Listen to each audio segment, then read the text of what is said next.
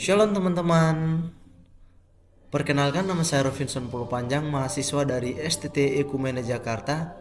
Pada saat kesempatan hari ini, saya akan mempresentasikan bagaimana sih hubungan antara multimedia dan teologi. Nah teman-teman pasti ada pertanyaan seperti ini, apa sih hubungan antara multimedia dan teologi? Apa sih manfaatnya? Bagaimana sih dampak dari multimedia itu terhadap gereja saat ini? Nah tentunya kita sudah tahu bersama bahwa multimedia sangat berpengaruh besar terhadap teologi saat ini.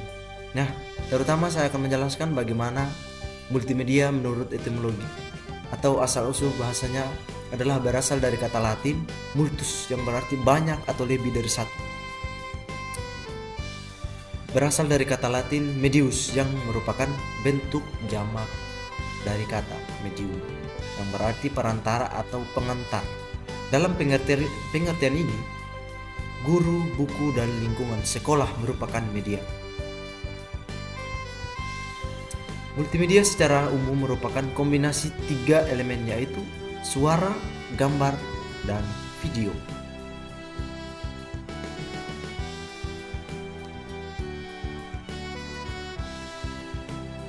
Multimedia merupakan alat yang dapat menciptakan presentasi yang dinamis dan interaktif yang mengombinasikan teks, grafik, animasi, audio, dan lain-lain. Multimedia adalah pemanfaatan komputer untuk membuat dan menggabungkan teks, grafik, audio, gambar, bergerak, video, dan animasi dengan menggabungkan link dan tool yang memungkinkan pemakai melakukan navigasi, berinteraksi, berekreasi, dan berkomunikasi. Nah, bagaimana sih latar belakang teologi? Istilah teologi ya teman-teman digunakan dalam literatur Yunani klasik dengan makna wacana tentang para dewa atau kosmologi. Aristoteles membagi filsafat tentang teoritis ke dalam matematik atau fisik. Teologi yang dimaksud dengan teologike oleh Aristoteles kira-kira sepadan dengan metafisika yang bagi Aristoteles mencakup pembahasan mengenai hakikat yang ilahi. Sejak itulah istilah ini telah diambil oleh berbagai tradisi keagamaan timur maupun di barat. Nah, dengan meminjam dari sumber-sumber Yunani, penulis Latin Varro membedakan tiga bentuk wacana ini. Mitis menyangkut mitos tentang para dewata Yunani. Teologi bahasa Yunani, Tuhan, kata-kata ucapan atau wacana, atau kadang disebut ilmu agama adalah wacana yang berdasarkan nalar mengenai agama, spiritualitas, dan Tuhan. Dengan demikian, teologi adalah ilmu yang mempelajari segala sesuatu yang berkaitan dengan Tuhan, beragama, atau ilmu tentang Tuhan. Teologi meliputi segala sesuatu yang berhubungan dengan Tuhan. Istilah teologisasi merujuk pada kecenderungan untuk menggunakan sudut pandang teologi dalam memperbincangkan dan mendiskusikan segala permasalahan tentang manusia. Nah, teman-teman, para teolog berupaya menggunakan analisis dan argumen-argumen rasional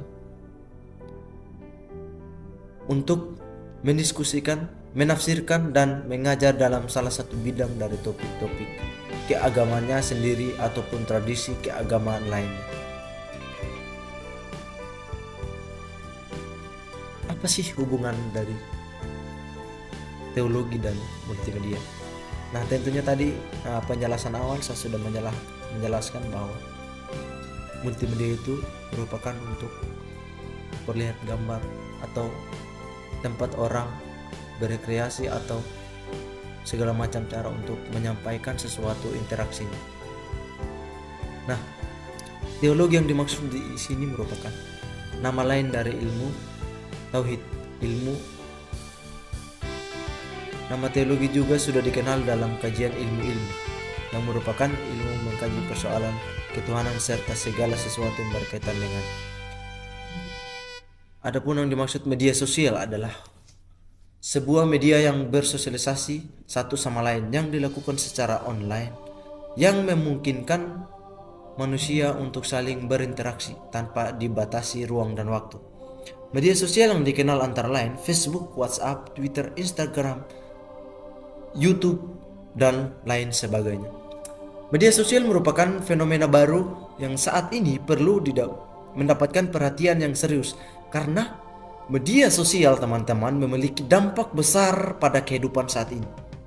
Media sosial dapat merubah nasib seseorang yang semula tidak dikenal menjadi terkenal.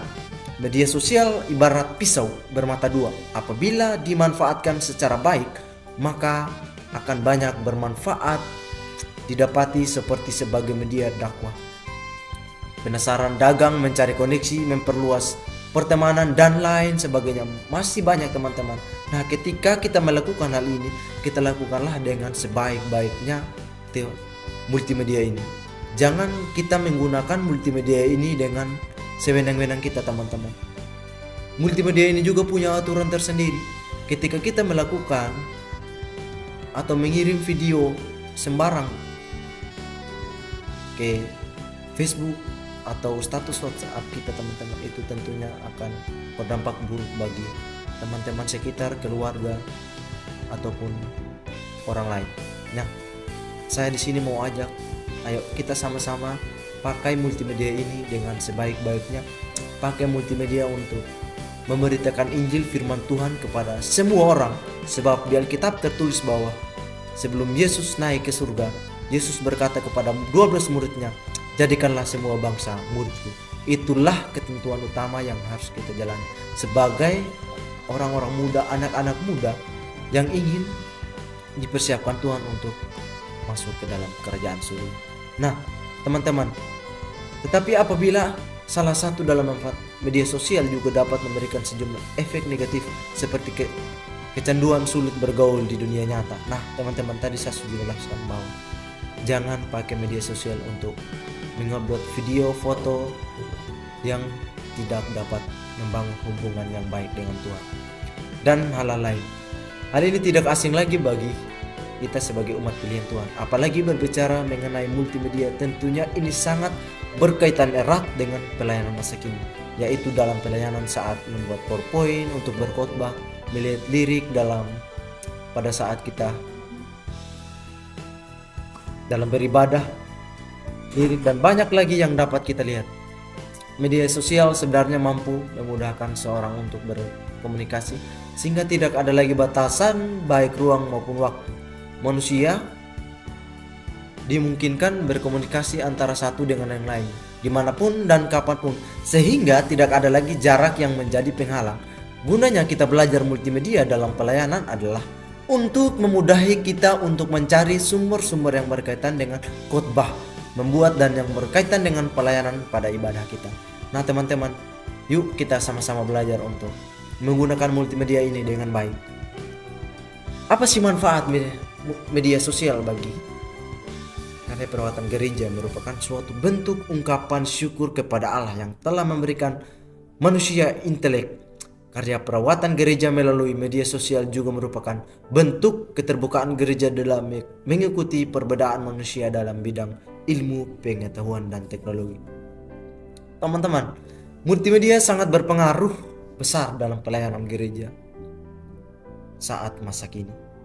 Karena dari hal ini banyak jiwa-jiwa baru yang diselamatkan lewat media-media lain, serta contoh YouTube, TikTok, dan lain-lain. Apa yang harus kita kutip dari materi ini, teman-teman? Yang pertama, sebagai alat untuk perlengkapan dalam ibadah, membuat konten dan kegiatan lainnya yang dapat memberkati banyak jiwa-jiwa lewat konten tersebut.